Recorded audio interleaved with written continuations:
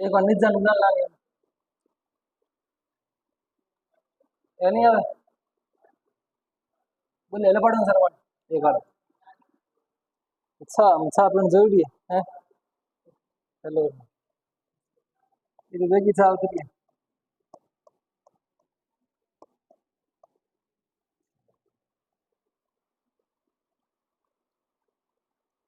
एक करो एले को शब्द संधि विच्छेद करो गुण संधि का उदाहरण है गुण संधि के नियम आपको पता होना चाहिए हैं कहाँ गया करें आ और आ के बाद ई या दीर्घ ई आ जाए तो क्या बन जाता है ए बड़ी ए नहीं ए ठीक है और आ या आ के बाद उ या उ आए तो ओ बन जाता है ठीक है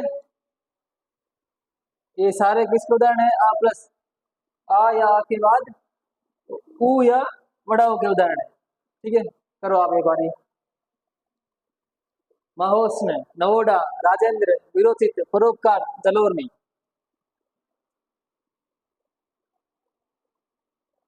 एक और लिखो नरोत्तम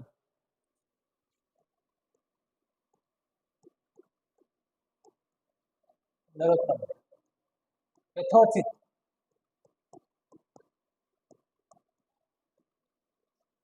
विरोचित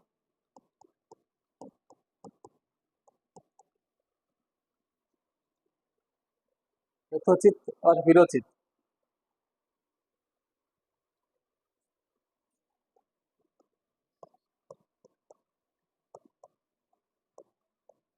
एक और है सौदाहरण सौदाहरण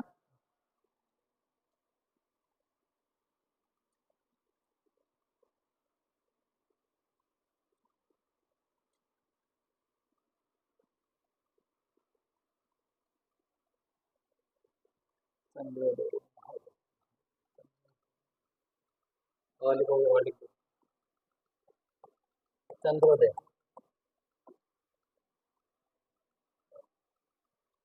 ठीक है सारे के सारे आपको संधि विच्छेद करने हैं भले ही गलत हो लेकिन कोशिश करनी है हमको नियम पता है कि गुण संधि कैसे होती है उन नियमों का प्रयोग इन शब्दों में करना है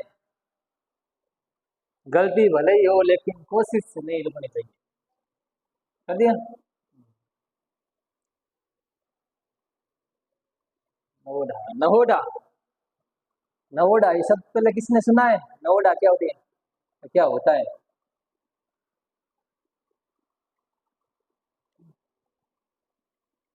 विरोचित परोपकार जलोर्मी नरोत्तम यथोचित विरोचित सौदाहरण बारकान करो दे रहे हैं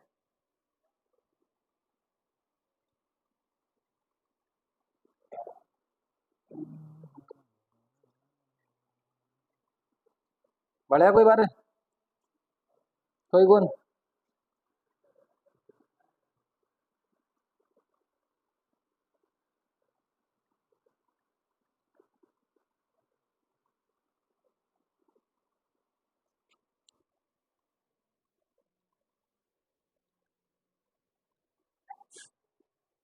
एक और शब्द को आप महोत्सव महोत्सव महोत्सव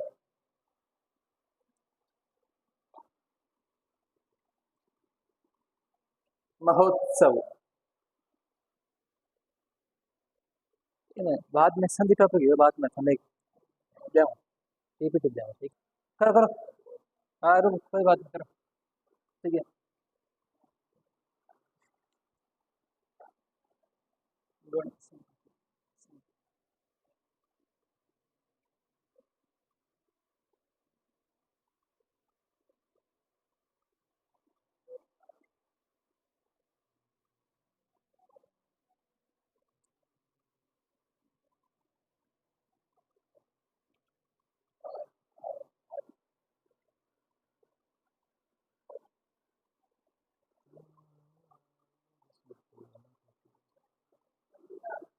मिटाओ गुण ठीक है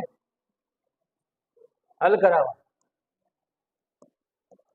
अब बताओ महोत्स्न का क्या होगा महाधन उष्ण,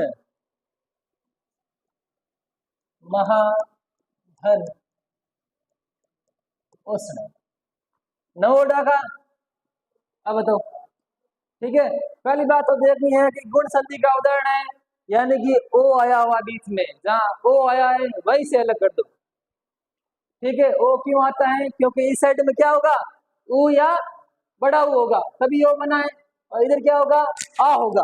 तो नवधन उड़ा, यानी इसका होता है नवोढा। नवोढा कौन होती है? नवोढा वह स्त्री होती है जिसका अभी अभी ब्याह हुआ हो। ठीक है, उसको नवोढा बोलते हैं। नव धन उड़ा, उड़ा मतलब स्त्री, नव मतलब, ठीक है। राजेंद्र, राजधन इंद्र या राजा धन इंद्र? हाँ, राजा धन इंद्र। आगे वीरोचित, वीर धन उचित, वीर धन उचित। पर धन उपकार, हाँ, पर धन उपकार। इसके बाद में है जलोर्मी। अब बताओ, जल धन ऊर्मी या ऊर्मी? छोटा ऊ या बड़ा ऊ? बड़ा ऊ, ऊर्मी। ठीक है, एक ये अपवाद है, इसको छोड़कर सूर्य से संबंधित, गर्मी के संबंधित, जैसे उष्ण, ऊर्मी, ठीक है, ऊर्जा, इसमें सारे ऊ बड़े ही होते हैं, एक इसको छोड़कर, ध्यान रखना। तो ताप से संबंधित ऊ से शुरू होने वाले शब्द हैं, ऊर्मी, ऊर्जा, ऐसे शब्द हैं, वो सारों में ऊ बड़ा ही होता है, केवल उष्ण को छोड़कर। तो इसे तो ध्यान रखना चाहिए। नरोत्तम, नरधन उत्तम। नरोत्तम कौन है? नरोत्तम किसको बोला गया है? नरों में उत्तम, भगवान श्री राम को बोला गया है। ठीक है, नर में उत्तम। यथा धन उचित, यथोचित का मतलब होता है कि जैसा तुमको ठीक लगे, यथोचित। ठीक है, विरोचित, वीर धन उचित। और इसका करो, हाँ, सीधा यहां से अलग करना है, सधन उदाहरण।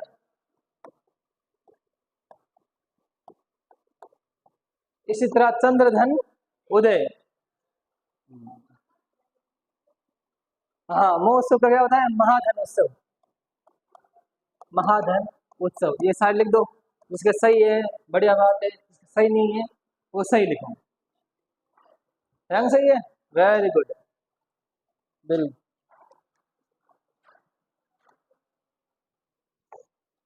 इसके बाद में गुण संधि में एक और नियम है, यदि आ या आ के बाद री आए तो ये दोनों मिलकर अर में बदल जाएंगे। ठीक है, रा में हलंत है, ध्यान रखना। इतना सीक्वेंस लिखो, ठीक है, परिभाषा लिखने की जरूरत नहीं है, इतनी सीक्वेंस लिख दी, मतलब कि ये दोनों मिलेंगे तो ये बनेगा, सीधी बात है। अब चाहे तो आप ये लिखो, अगर ये आपको बाद में समझ नहीं आए तो ऐसा लिख सकते हो कि यदि आ या आ के बाद में री आए तो दोनों मिलकर अर में बदल जाएंगे, यानी इनका विकार अर होगा। सब लिखो आप, ग्रीष्म धन ऋतु, हाँ, ग्रीष्म धन ऋतु। महाधन ऋषि,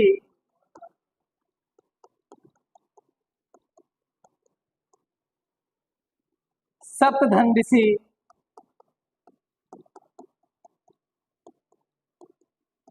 कर्णधन ऋषि,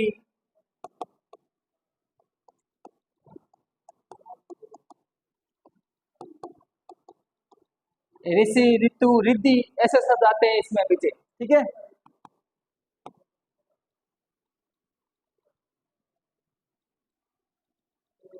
ग्रीष्म ऋतु, शीत धन ऋषि,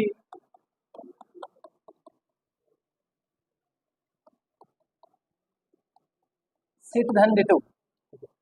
अब देखो नियम क्या बोलता है कि आ के बाद में री आना चाहिए, ये रहा आ, इधर आया री, तो दोनों मिलकर अर में बदल जाएंगे। लेकिन इसका शब्द कैसे बनेगा कोई बताओ मेरे को। ठीक है, मान लिया कि दोनों मिलकर अर में चेंज हो जाएंगे। अब मेरे को बताओ आ किसके साथ जुड़ेगा और रा कहाँ जाएगा। ठीक है, जब एक शब्द है प्रकाश और एक शब्द है महर्षि, इन दोनों शब्दों में बताओ मेरे को कि आ रा के साथ में आ स्वर कहाँ जुड़ा हुआ है, यानी किस शब्द में रा के साथ में आ स्वर जुड़ा हुआ है, मतलब कि रा पूरा कंप्लीट है, आधा नहीं है। बताओ। हाँ, किसमें? हाँ, जो चरणों में रहेगा वो पूरा होगा और जब माथे माथे वो हमेशा आधा ही रहेगा। ध्यान रख दो। ठीक है, प्रकाश रा कहाँ है? पा के चरणों में बैठा है तो पूरा है, रा महर्षि के ऊपर है तो अधूरा है। तो हमेशा याद रखना यहाँ पर रह कैसा है? आधा है, यानी स्वर रहित है। तो रा कहाँ जाएगा? री के बाद में जो भी व्यंजन होगा उसके ऊपर रा चले जाएगा। तो शब्द क्या बनेगा? ग्रीष्म है, ग्रीष्म। आ इसके साथ आ गया, तू यही है ग्रीष्म तू, शब्द ऐसा बनेगा। इसी तरह ये शब्द आपने आप बनाओ एक बार, सेल्फ प्रैक्टिस करो। ध्यान रखना आ आगे के साथ जुड़ेगा, रा ऊपर चला जाएगा। इसी तरह महर्षि होगा, इसी तरह सप्तऋषि होगा, सप्तर्षि। इसी तरह कर्णवर्षि होगा, इसी तरह सितर्तु होगा। समझ आया है? नहीं समझ आया नहीं तो सोचो ये कैसे हुआ है और अर्थ कहाँ गया है, और घर जाके प्रैक्टिस करनी है। ठीक है, एक और शब्द लिखो, अब मैं शब्द बोलूंगा आप उसका संधि विच्छेद करोगे। लिखो आप राजर्षि, राजर्षि, देवर्षि,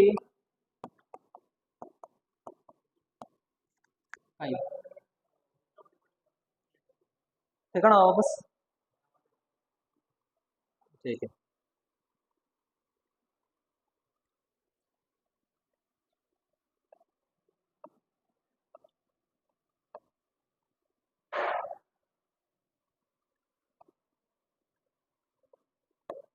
राजर्षि, देवर्षि और एक लिखो आप बढ़िया क्यों उत्तमण। ये शब्द आता है बार बार,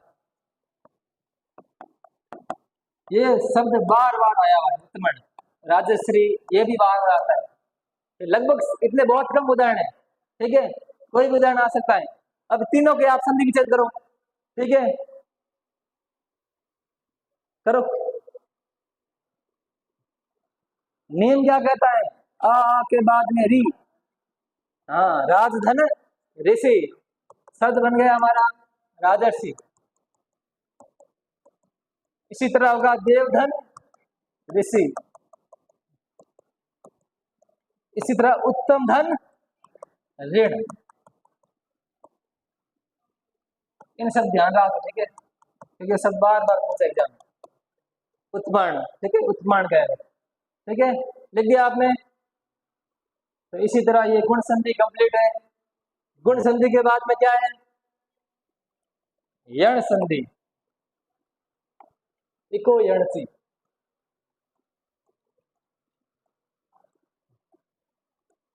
यण संधि, यण संधि में मेन रूप से आपको शब्दों में 3 शब्द ढूंढने हैं। यण संधि में, सॉरी, पहले यण के बाद पहले कौन सी है? वर्ध संधि, भूल गया। अरे यण के बाद मनी जड़ याद है, वर्ध संधि। वर्ध संधि में 2 सीक्वेंस से बनती है। ठीक है, यदि आ या आ के बाद में ए या ए आए तो ए बन जाता है। ठीक है, पहले सीक्वेंस क्या है? यदि आ या आ के बाद में ए या ए आए तो ए बन जाता है। दूसरी सीक्वेंस है आ या आ के बाद में ओ या औ आए तो औ बन जाता है। ये सीक्वेंस लिखो। अब आप लिखो तो सीक्वेंस लिख सकते हो, चाहे पूरी परिभाषा लिखनी चाहो तो पूरी परिभाषा लिख सकते हो। कहाँ कह रहा हूँ, याद रख जी, देख तो पौनी परिभाषा दिमाग में सेट हो जी है। यदि पहले आ या आ के बाद में ए या ए आए तो दोनों मिलकर ए हो जाते हैं। उसी तरह आ किसमें, हाँ हाँ बिल्कुल, ये सब ध्यान रखना है। शब्दों के बीच में ए की बड़ी मात्रा आएगी या ओ की ये मात्रा आएगी, ठीक है, ये याद रखना है। संधि में मात्रा ही खेल है, ठीक है।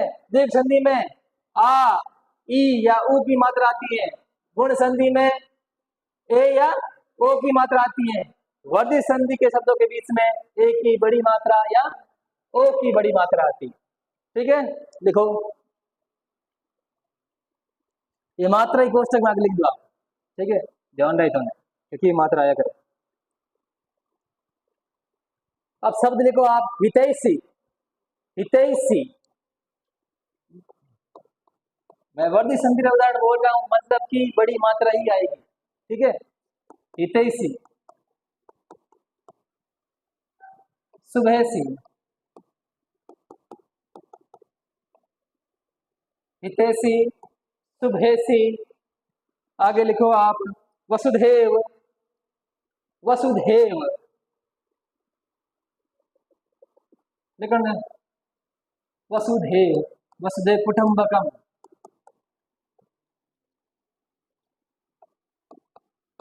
लोकेशना,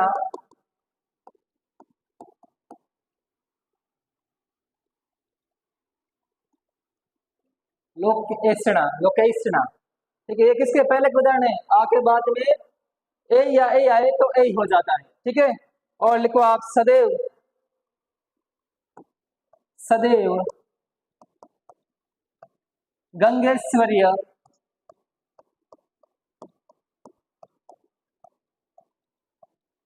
गंगेश्वर्य। और लिखो आप, तथैव।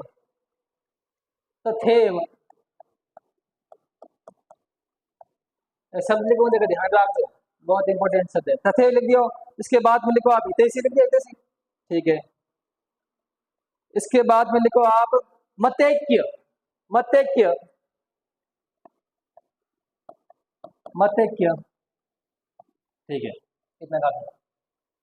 ये किसके उदाहरण है, आ या आ के बाद में ए या ए आए तो ए हो जाता है, इसके उदाहरण है, ठीक है। अब मेरे को बताओ हितैषी का क्या होगा, अलग कहां से करना है, जहां मात्रा दिख रही है, यहाँ पर मात्रा है मतलब यहाँ से शब्द अलग होगा, तो हित धन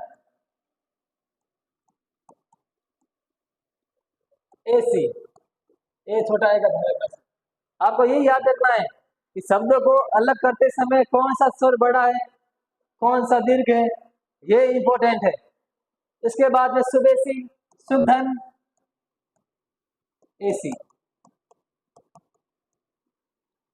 अब बताओ वसुधैव का क्या होगा, हाँ वसुधा धन एव। वसुधा का क्या मतलब बताए, वसुधा क्या होती है, हाँ धरणी, धरती, धा, वसुंधरा, ठीक है, वसुंधरा भी बोलते हैं। लोक धन, ऐसना, ये बड़ा छोटा है, छोटा। ऐसना का मतलब होता है इच्छा, ठीक है। लोक धन ऐसना, लोक धन ऐसना। इसी तरह शब्द है, ये बताओ इसका क्या होगा, सदा धन एव। सदा धन एव। इसके बाद ये बताओ मेरे को, गंगेश्वर्य, गंगा धन ऐश्वर्य। गंगा, ये सब इंपोर्टेंट है, ध्यान रखना है, ये ऐश्वर्य वाले शब्द आते हैं बार बार। गंगा धन ऐश्वर्य, ऐश्वर्य। और तथा धन एव, और मत धन, मत धन एक, एक वही एक, अब देखो एक ट्रिक बताऊं हमें, ठीक है।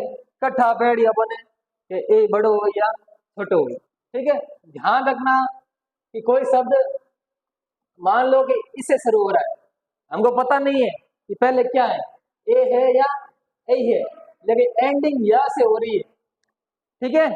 तो हमेशा जो पहले स्वर होगा वो दीर्घ ही होगा, ये सब में फॉलो होता है रूल, ठीक है।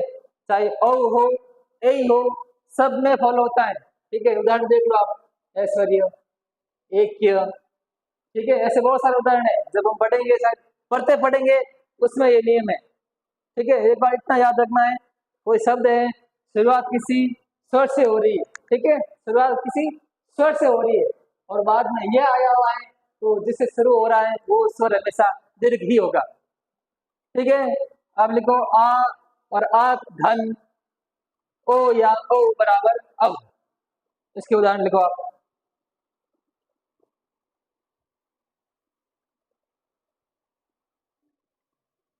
अ के बाद अगर ओ या औ आए तो ओ में बदल जाता है,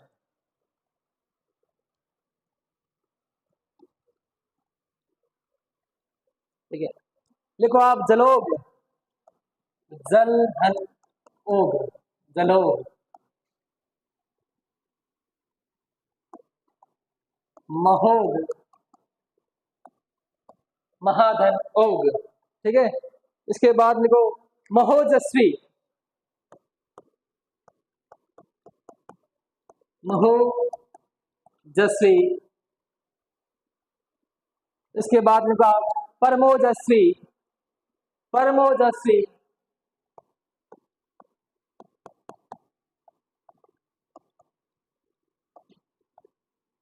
परमोजस्वी।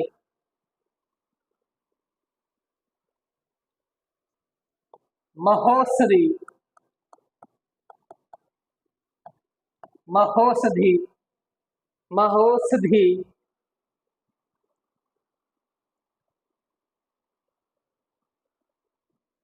फिर लो आप लंबोष्ठ,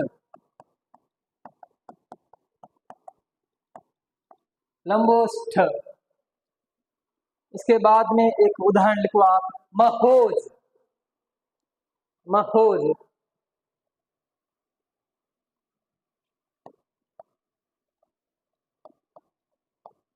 महोज, ठीक है। इतना उदाहरण काफी है एक बार, ठीक है। अब नियम क्या बोलता है कि आ या आ के बाद में ओ या औ आए तो औ में बदल जाएगा, ठीक है। तो इसका क्या होगा, जलधन ओग, जलोग। इसी तरह महाधन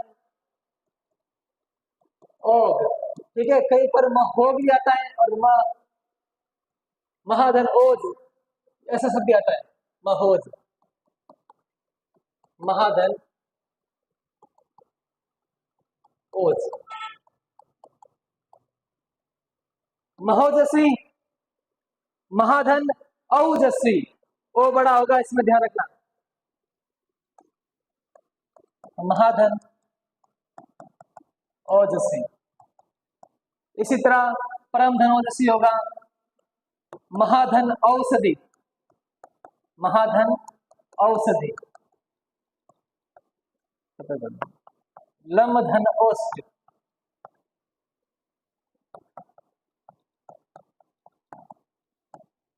महाधन ओज,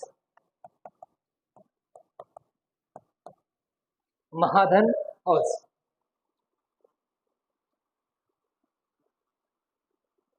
एक आप अपने आप शब्द लिखो, वनौषधि, वनौषधि, हाँ, वन धन औषधि।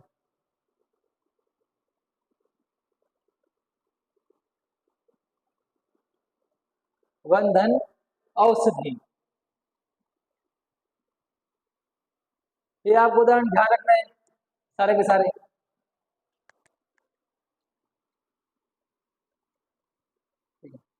इसके बाद हमारे आते हैं यण संधि। यण संधि में मुख्य रूप से तीन व्यंजनों का ध्यान रखना है, वो होते हैं यवर्त। देखो आप, यण संधि, यण संधि। यण संधि। ठीक है, अगली अगली हमने 3 संधियां पढ़ी, उसमें क्या था कि पहले आ या आ आता था कि नहीं था। ठीक है, दीर्घ संधि में क्या था कि स जाते स्वर, वर्णित संधि में आ प्लस ए या ए ओ या औ, गुण संधि में आ या आ के बाद में ई या उ। इसमें क्या है कि पहले आएगा ई और कई शब्दों में पहले आएगा उ और कई शब्दों में पहले आएगा री। ठीक है, इसके बाद में जो भी स्वर आए वो असमान होना चाहिए, यानी कि ये वापस नहीं आना चाहिए। इसका नियम यही है। ठीक है, यानी कि ई या ई के बाद कोई भी असमान स्वर, इसका मतलब क्या हुआ कि वापस ये नहीं आना चाहिए। आ या आ सकता है, उ या उ आ सकता है, लेकिन वापस ये नहीं आना चाहिए। ठीक है, अगर वापस ये आ जाएंगे तो कौन सी संधि हो जाएगी, है दीर्घ संधि हो जाएगी, क्योंकि वो समान हो जाएंगे, सजातीय हो जाएंगे, तो दीर्घ संधि हो जाएगी। ठीक है, उ के बाद में असमान स्वर, वापस ये नहीं आना चाहिए, चाहे कोई भी स्वर आ सकता है। इसमें री में भी वापस ये नहीं आना चाहिए, कोई भी असमान स्वर होना चाहिए। अगर ऐसा होता है तो ई य में बदल जाएगा, उ व में बदल जाएगा और री र में बदल जाएगा। ठीक है, ये सीक्वेंस लिखो पहले आप, इसके बाद में परिभाषा लिखेंगे। ठीक है, इसकी यदि ई या ई के बाद ई या ई के बाद कोई असमान स्वर आए, कोई असमान स्वर आए तो ई या ई य में बदल जाएगी, य में बदल जाएगी।